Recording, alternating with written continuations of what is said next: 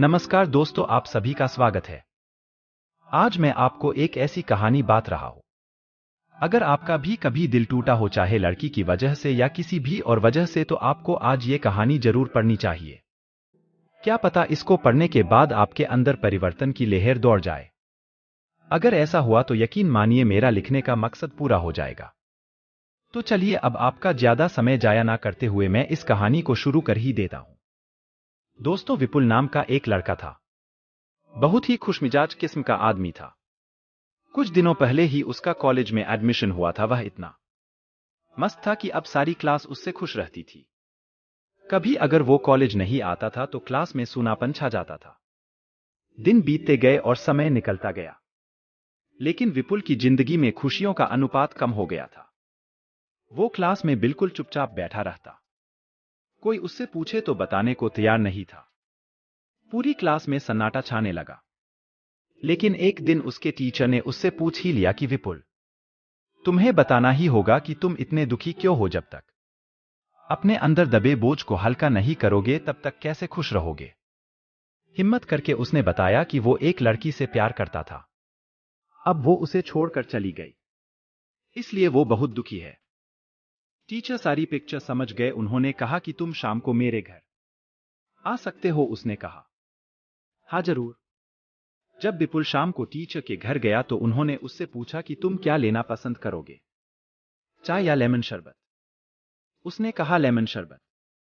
जब उन्होंने शरबत बनाया तो उसमें नमक काफी ज्यादा डाल दिया, और जब विपुल भाई ने वह लेमन शरबत पिया तो एक घूंट पीकर के मुंह बिगाड़ लिया और टीचर को कहा, सर ये क्या, इसमें नमक बहुत ज्यादा है। तो टीचर ने कहा, विपुल कोई बात नहीं, मैं तुम्हारे लिए दोबारा शरबत बना सकता हूं। विपुल ने कहा, लेकिन सर उसकी कोई जरूरत ही नहीं है। हम इसी शरबत में थोड़ा पानी और चीनी डालकर इसे अच्छा बना सकते हैं।